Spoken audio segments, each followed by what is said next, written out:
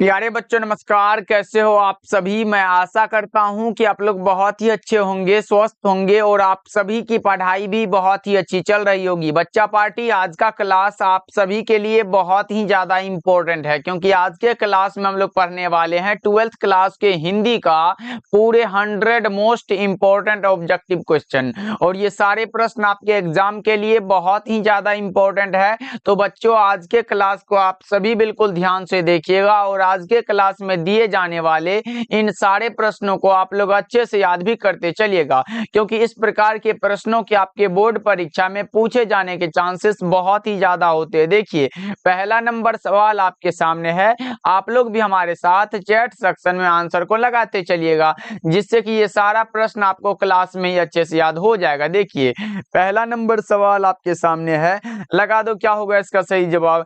जयप्रकाश नारायण को लोग क्या कहने लगे, बहुत इंपॉर्टेंट है।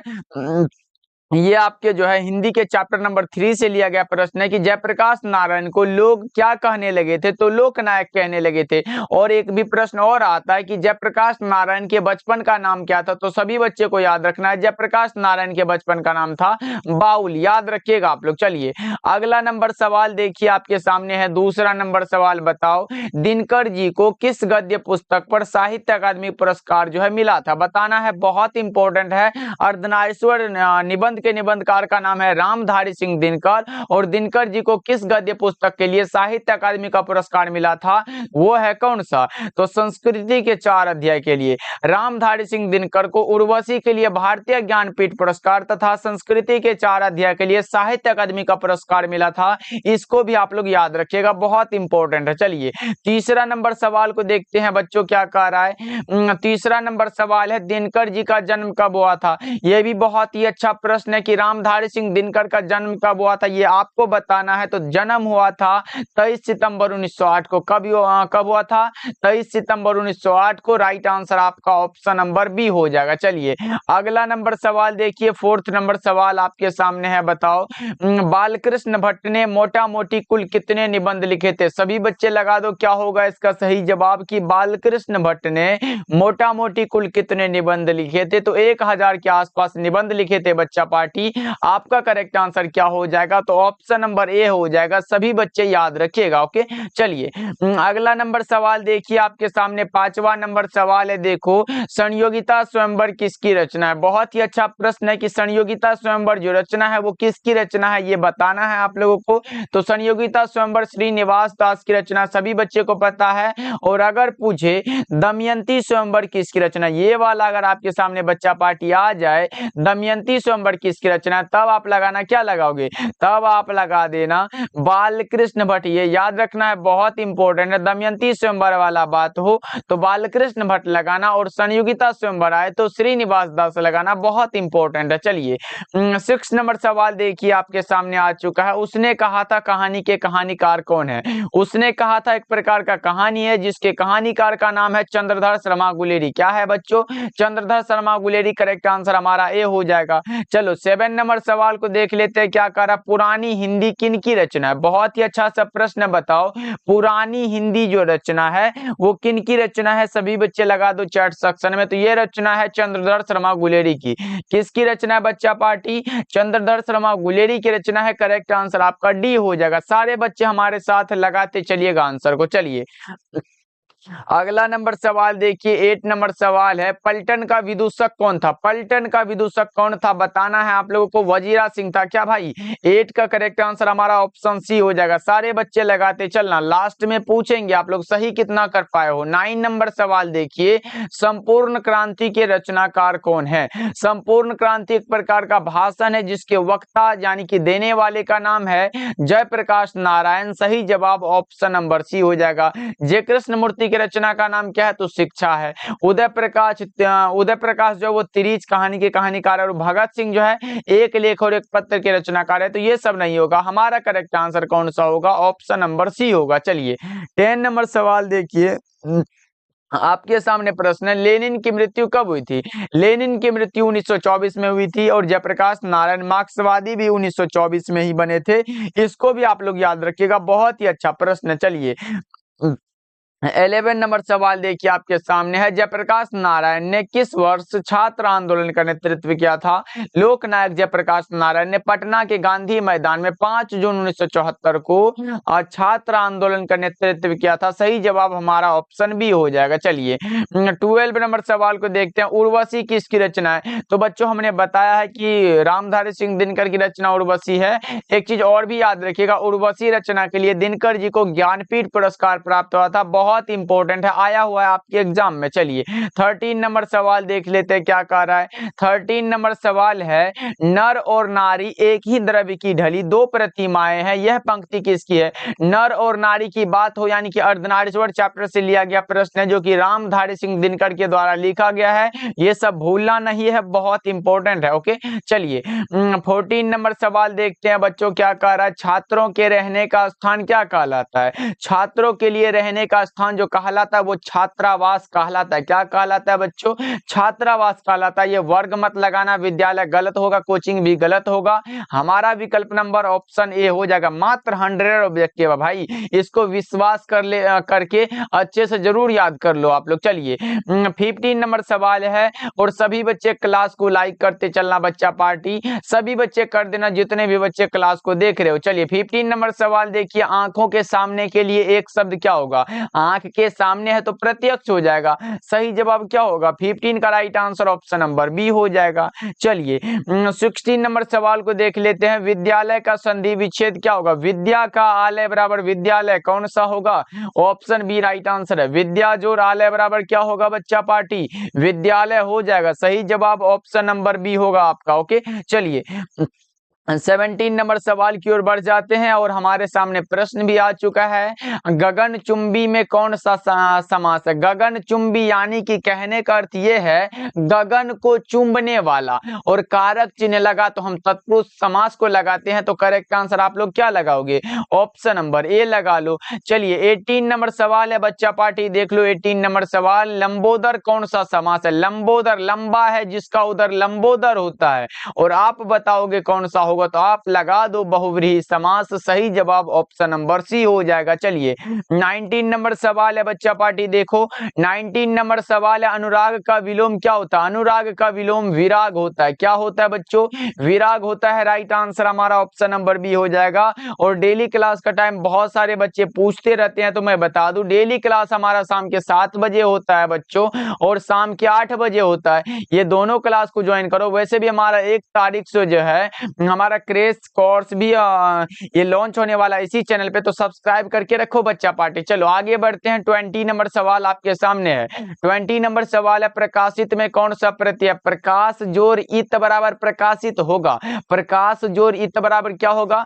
प्रकाशित, यानी कि इत जो है हमारा प्रत्यय हो जाएगा, और प्रकाश एक शब्द है। चलो 21 नंबर सवाल को देखते हैं क्या कह रहा है। अज्ञे के पिताजी का नाम क्या था? अज्ञे के पिताजी का नाम था डॉक्टर हीरानंद शास्त्री, और माताजी का नाम क्या था? तो व्यंती देवी। ये भी याद रख लो, माताजी का नाम था व्यंती देवी, पिताजी का नाम था डॉक्टर हीरानंद शास्त्री। याद रखिएगा आप लोग। चलिए 22 नंबर सवाल देखिए क्या कह रहा है। उत्तर प्रियदर्शी नाटक के नाटककार कौन है? उत्तर प्रियदर्शी नाटक के नाटककार का नाम है सच्चिदानंद हीरानंद वात्स्यायन अज्ञे। क्या है बच्चों? सच्चिदानंद हीरानंद वात्स्यायन अज्ञे।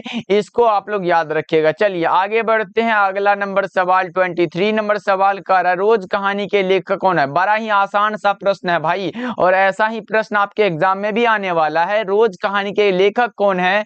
रोज एक प्रकार का कहानी है। कहानीकार का नाम पूछे तो अज्ञे जी लगाना। अज्ञे का पूरा नाम है सच्चिदानंद हीरानंद वात्स्यायन अज्ञे। ये सब भूलना नहीं है। चलो आगे बढ़ते हैं। 24 नंबर सवाल आपके सामने है, बताओ 24 नंबर सवाल है। भगत सिंह ने किसको पत्र लिखा था? भगत सिंह ने पत्र लिखा था सुखदेव को। किसको बच्चा पार्टी? सुखदेव को लिखा था। करेक्ट आंसर सी हो जाएगा। चलो 25 नंबर सवाल को देखिए क्या कह रहा है। एक लेख और एक पत्र क्या है? अब पूछा गया एक लेख और एक पत्र जो रचना है वो क्या है, तो वो एक प्रकार का ऐतिहासिक पत्र है जो कि भगत सिंह के द्वारा दिया गया है। ये भी नहीं भूलना है, ये भगत सिंह के द्वारा लिखा गया। चलो 26 नंबर सवाल को देख लेते हैं। 26 नंबर सवाल है। गणेश शंकर विद्यार्थी किस पत्र का संपादन करते थे? गणेश शंकर विद्यार्थी जो संपादन करते थे वो प्रताप का करते थे। किसका बच्चा पार्टी? प्रताप का करते थे। तो आपका सही आंसर हो जाएगा ऑप्शन नंबर डी। चलो 27 नंबर सवाल को देख लो, क्या कह रहा है। जगदीश चंद्र माथुर ने किस विश्वविद्यालय से एमए उत्तीर्ण किया था? बताओ आप लोग, जगदीश चंद्र माथुर ने किस विश्वविद्यालय से एमए उत्तीर्ण किया था? तो उसका नाम है इलाहाबाद विश्वविद्यालय। कौन सा बच्चा पार्टी? इलाहाबाद विश्वविद्यालय। चलो 28 नंबर सवाल को देखो, ओ मेरे सपने किसकी रचना है? ओ मेरे सपने जो रचना है, जो कि एक प्रकार का नाटक है, और ये लिखा गया है जगदीश चंद्र माथुर के द्वारा। किसके द्वारा? जगदीश चंद्र माथुर के द्वारा। चलिए आगे बढ़ते हैं। 29 नंबर सवाल है, वैशाली महोत्सव का बीजारोपण किसने किया था? ये भी किया था जगदीश चंद्र माथुर ने ही। किसने किया था? जगदीश चंद्र माथुर ने। करेक्ट आंसर आपका ऑप्शन नंबर बी हो जाएगा। चलिए 30 नंबर सवाल है, ओ सदा निरा शीर्षक पाठ किस विद्या के अंतर्गत आता है? ओ सदा निरा जो है एक प्रकार का निबंध है। क्या है बच्चों? निबंध है। निबंधकार का नाम पूछे तो आप लगाओगे जगदीश चंद्र माथुर। एक प्रकार का ये क्या है? निबंध है। आपका सही आंसर ए हो जाएगा। चलिए 31 नंबर सवाल की ओर बढ़े तो हमारे सामने ऐसा प्रश्न आया, मोहन राकेश किस आंदोलन के प्रमुख हस्ताक्षर थे? मोहन राकेश नई कहानी आंदोलन के प्रमुख हस्ताक्षर थे। 31 का सही जवाब ए हो जाएगा, याद रखना आप सब। चलो 32 नंबर सवाल की ओर बढ़ते हैं। मोहन राकेश का जन्म कब हुआ था? मोहन राकेश का जन्म आपसे पूछ दिया गया है, क्या लगाओगे? जन्म हुआ था 8 जनवरी 1925 को, और निधन हुआ था कब? निधन हुआ था 3 दिसंबर। कब हुआ था बच्चा पार्टी? 3 दिसंबर 1972 को हुआ था। ये भी आप लोग लिख लो, याद रखिएगा आप लोग। चलिए आगे बढ़ते हैं। अगला नंबर सवाल 33 नंबर सवाल है, आलोचना त्रैमासिक के प्रधान संपादक कौन थे? नामवर सिंह। आलोचना त्रैमासिक के प्रधान संपादक का जो नाम था वो था नामवर सिंह। सही जवाब सी हो जाएगा। चलिए 34 नंबर सवाल है, मुन्नी और मानक के माँ का नाम क्या है? मुन्नी और मानक के माता जी का जो नाम था वो था बिस्नी। क्या था बच्चा पार्टी? बिस्नी नाम था। और ये सिपाही की माँ चैप्टर का लिया हुआ प्रश्न है, बहुत ही अच्छा प्रश्न है। चलिए 35 नंबर सवाल देखिए क्या कह रहा है। 35 नंबर सवाल है, प्रगीत और समाज के लेखक कौन है? प्रगीत और समाज के लेखक का नाम है नामवर सिंह। प्रगीत और समाज क्या है बच्चों? प्रगीत और समाज एक प्रकार का निबंध है, ये भी लिख लो, बहुत इंपॉर्टेंट है। चलिए 36 नंबर सवाल को देखिए क्या कह रहा है। 36 नंबर सवाल है, बेईमान में कौन सा उपसर्ग है? बे प्लस ईमान, और बे जो शब्द है, ये बे जो है ये हमारा क्या होगा? उपसर्ग होगा। ईमान एक शब्द है। चलो अगला नंबर सवाल देखिए। 37 नंबर सवाल है, जो स्त्री अभिनय करती हो उसके लिए एक शब्द क्या होगा? जो स्त्री अभिनय करे उसे अभिनेत्री बोलते हैं, और जो पुरुष अभिनय करे उसे हम लोग क्या बोलते हैं? अभिनेता बोलते हैं। ये भी आप लोग याद रख लो। चलो 38 नंबर सवाल को देखते हैं बच्चों।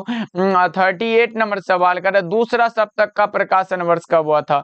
दूसरा सप्तक का प्रकाशन वर्ष जो है वो है 1951। तो आपका राइट आंसर हो जाएगा ऑप्शन नंबर बी। चलो 39 नंबर सवाल को देखते हैं। 39 नंबर सवाल है, भगत सिंह के पिता जो है कितनी बार जेल गए थे? अनेक बार जेल गए थे।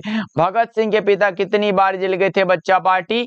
अनेक बार जेल गए थे। करेक्ट आंसर आपका ऑप्शन नंबर सी हो जाएगा।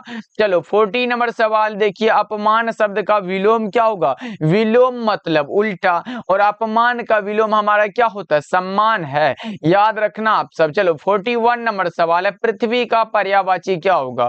पृथ्वी का पर्यायवाची हमें भूमि सही लग रहा है ना? ए लगा लो, बिल्कुल सही आंसर। मिट्टी पाताल ये सब नहीं होता। चलो अगला नंबर सवाल 42 नंबर सवाल देखिए बच्चा पार्टी, ओम प्रकाश वाल्मीकि की कौन सी रचना है? ओम प्रकाश वाल्मीकि की कौन सी रचना? बातचित बालकृष्ण भट्ट की रचना है, जूठन ओम प्रकाश वाल्मीकि की रचना, सिपाही की मां मोहन राकेश की रचना है। तो आपका लगा लोगे सर ऑप्शन नंबर बी बिल्कुल सही आंसर है। चलिए 43 नंबर सवाल की ओर बढ़ते हैं। हमारे सामने प्रश्न है कि दलित साहित्य का सौंदर्य शास्त्र के लेखक कौन है? बताओ, दलित साहित्य का सौंदर्य शास्त्र के लेखक का नाम क्या है? ओम प्रकाश वाल्मीकि। अगर पूछे नई कहानी के आंदोलन कौन है? देखो यहाँ एक बार आता है दलित साहित्य का सौंदर्य शास्त्र, और दूसरा आता है हमारा कौन सा? नए साहित्य का सौंदर्य शास्त्र।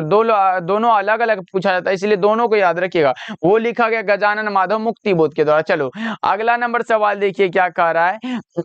44 नंबर सवाल है, जूठन क्या है भाई? जूठन जो है एक प्रकार का आत्मकथा है। कैसा आत्मकथा है? तो दलित आत्मकथा है। ये भी आप लोगों को ही याद रखना। चलिए 45 नंबर सवाल की ओर बढ़े तो हमारे सामने प्रश्न आ गया, जख्म पर धूल शीर्षक कविता किसकी रचना है? जख्म पर धूल ये किसकी रचना है बताओ? ये मलिया जी के द्वारा लिखा गया। किसके द्वारा?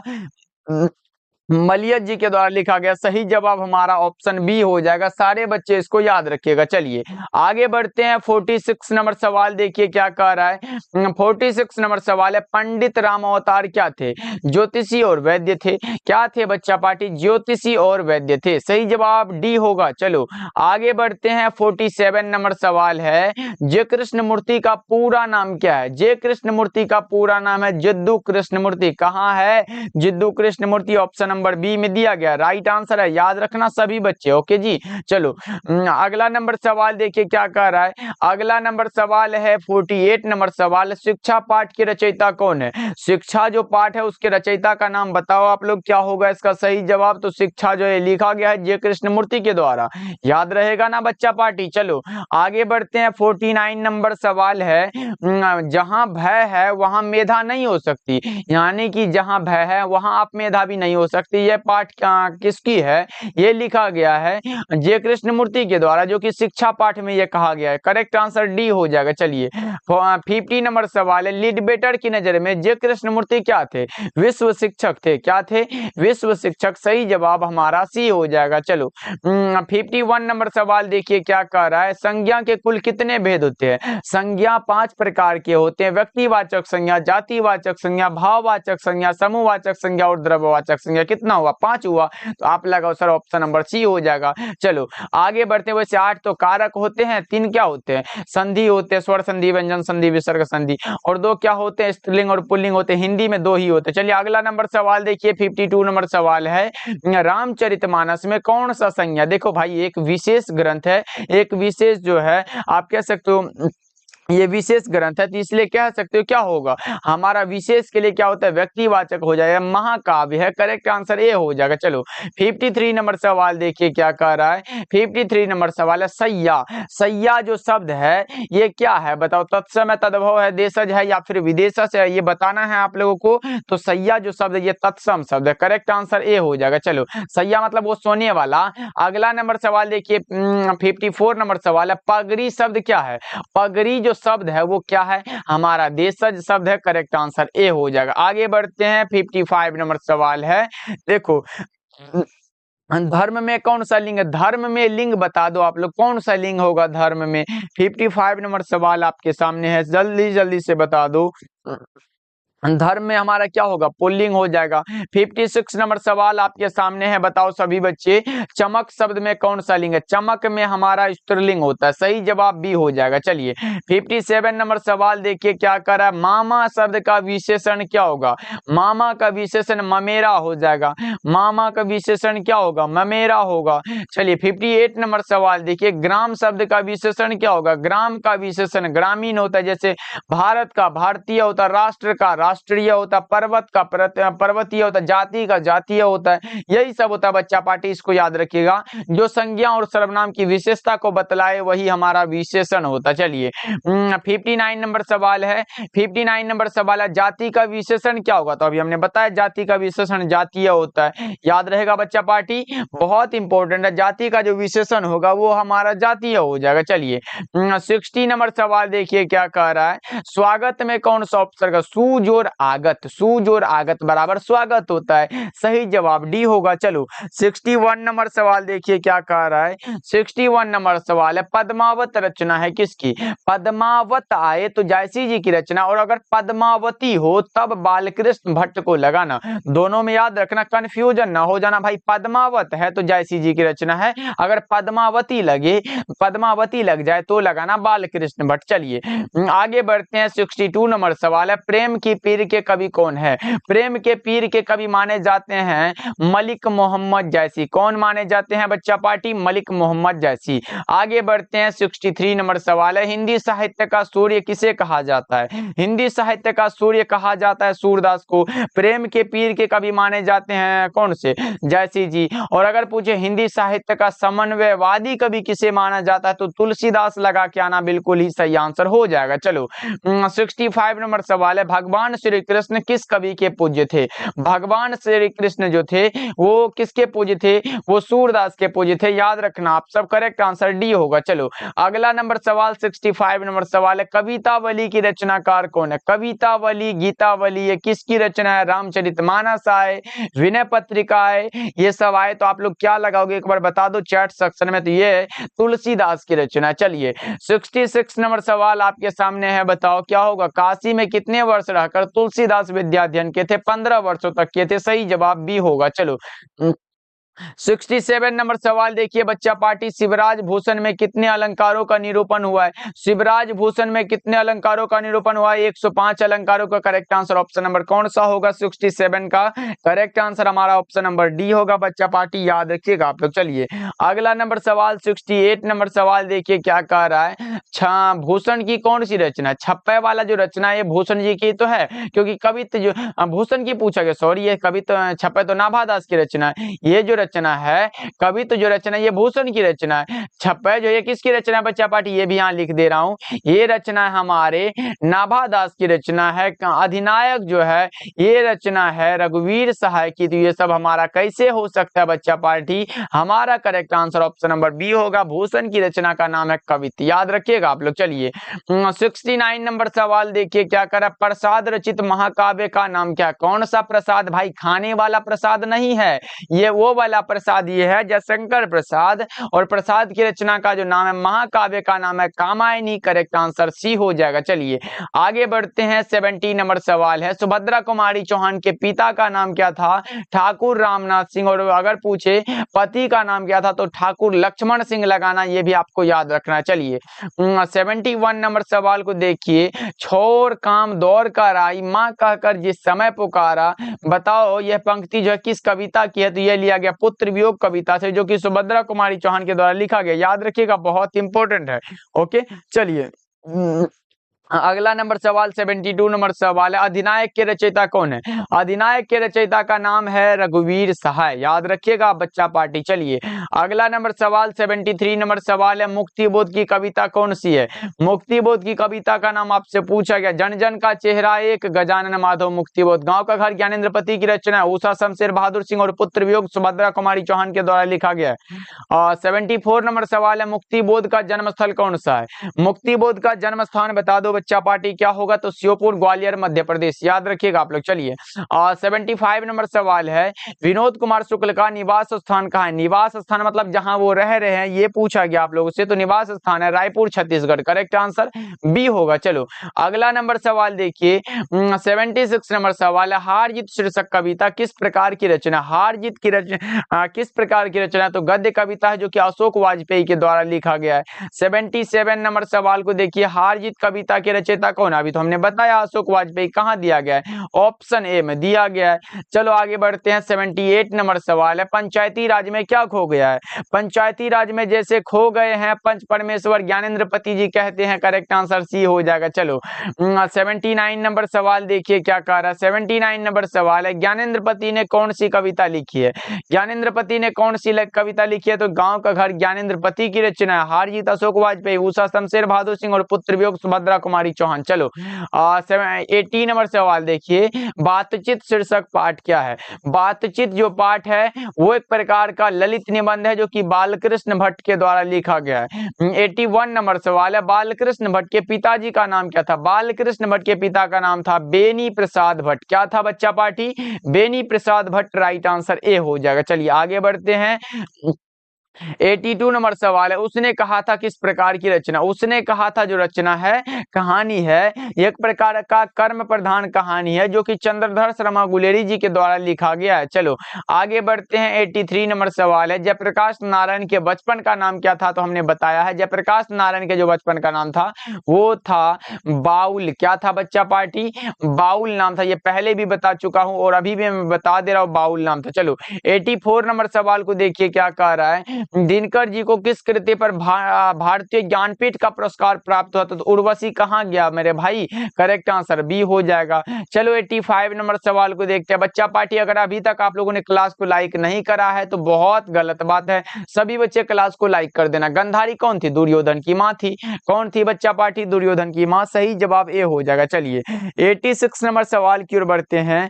प्रेमचंद किस काल के रचनाकार है? सभी बच्चे बता दो प्रेमचंद जी किस काल के रचनाकार है? तो प्रेम प्रेमचंद जी आधुनिक काल के रचनाकार है। आपका सही आंसर क्या होगा? ऑप्शन नंबर डी होगा बच्चा पार्टी। सारे बच्चे इसको याद रखिएगा, बहुत इंपॉर्टेंट है। ओके, चलिए आगे बढ़ते हैं। अगला नंबर सवाल देखिए क्या कह रहा है। 87 नंबर सवाल है, भगत सिंह की कौन सी रचना है? सभी बच्चे बता दो भगत सिंह की जो रचना है वो कौन सी है। तो हमने पहले भी बता चुका है, एक लेख और एक पत्र जो रचना है ये भगत सिंह की रचना है। शिक्षा जी कृष्णमूर्ति की रचना है। बातचीत जो है बालकृष्ण भट्ट की रचना, और संपूर्ण क्रांति जयप्रकाश नारायण की रचना। तो ये सब नहीं होगा, हमारा correct answer option number D हो जाएगा। चलिए 88 नंबर सवाल है, बहुजन संप्रेषण के माध्यम पुस्तक किसने लिखी है? बहुजन संप्रेषण के माध्यम जो पुस्तक लिखा गया है जगदीश चंद्र माथुर जी के द्वारा लिखा गया है। करेक्ट आंसर बी हो जाएगा। चलिए 89 नंबर सवाल है, फटाफट से कर लेते हैं। जूठन शीर्षक पाठ में स्कूल के हेडमास्टर का नाम क्या था? कलीराम। क्या नाम था बच्चा पार्टी? कलीराम नाम था। सही जवाब बी होगा। चलो आगे बढ़ते हैं। 90 नंबर सवाल है, जायसी का जन्म स्थान पूछा गया आप लोगों से। मलिक मोहम्मद जायसी का जन्म स्थान है जायस कब्र अमेठी उत्तर प्रदेश में। भाई करेक्ट आंसर सी हो जाएगा। चलिए आगे बढ़ते हैं। 91 नंबर सवाल है, मीरा ने अपना प्रियतम किसे माना? मीरा ने अपना प्रियतम माना है कृष्ण को। किसको? कृष्ण को माना। चलिए आगे बढ़ते हैं। 92 नंबर सवाल है, सूरसागर किसकी रचना है? सूरसागर के रचनाकार का नाम है सूरदास। करेक्ट आंसर बी होगा। चलो 93 नंबर सवाल है, तुलसीदास किस काल के कवि? हमने बताया है बच्चा पार्टी, दास वाले सारे के सारे भक्ति काल में आते हैं। सही जवाब सी हो जाएगा। चलिए आगे बढ़ते हैं। 94 नंबर सवाल है, नाभादास का काव्य रचना क्षेत्र कौन सा था? वृंदावन। कहाँ दिया गया? सी में दिया गया। बिल्कुल ही सही आंसर है। चलिए आगे बढ़ते हैं। 95 नंबर सवाल है, सबके हित का वचन कौन कहता है? जिसका नाम है कौन सा? कबीर कहता है। करेक्ट आंसर आपका क्या होगा बच्चा पार्टी? सबके हित का जो वचन कहता है जिसका नाम कबीर है। करेक्ट आंसर आपका बी होगा। चलो 96 नंबर सवाल की ओर बढ़ते हैं। भूषण के पिता का नाम क्या था? भूषण के पिताजी का नाम था रत्नाकर त्रिपाठी। क्या था? रत्नाकर त्रिपाठी। करेक्ट आंसर आपका ए सही आंसर है। चलिए 97 नंबर सवाल है, कंकाल उपन्यास किसकी रचना है? कंकाल रचना जयशंकर प्रसाद की रचना है। कंकाल जयशंकर प्रसाद की रचना है। 98 नंबर सवाल देखिए क्या कह रहा है। अंधे की लकड़ी मुहावरे का अर्थ क्या होगा? अंधे की लकड़ी मुहावरे का जो अर्थ होता है वो होता है एकमात्र सहारा। क्या होता है? एकमात्र सहारा। करेक्ट आंसर आपका ए हो जाएगा। चलिए अगला नंबर सवाल 99 नंबर सवाल है, घुटने टेकना मुहावरे का अर्थ क्या होगा? घुटने टेकना मतलब हार मान लेना। भाई करेक्ट आंसर आप लोग सी लगा लो। चलो 100 नंबर सवाल को देखते हैं और आज के क्लास का लास्ट सवाल है, संध्या का विलोम क्या होगा? संध्या का विलोम प्रातः हो जाएगा। संध्या का विलोम क्या होगा? प्रातः हो जाएगा। करेक्ट आंसर आपका ऑप्शन नंबर बी हो जाएगा। चलो आज का क्लास आपको कैसा लगा कमेंट करके बताना, और सभी बच्चे क्लास को लाइक कर दीजिएगा। चैनल पे पहली बार जुड़े हो तो सब्सक्राइब भी कर लीजिएगा। डेली क्लास का टाइम हमारा शाम के 7 बजे और शाम के 8 बजे होता है, तो जरूर ज्वाइन करिएगा। मिलते हैं फिर अगले क्लास में।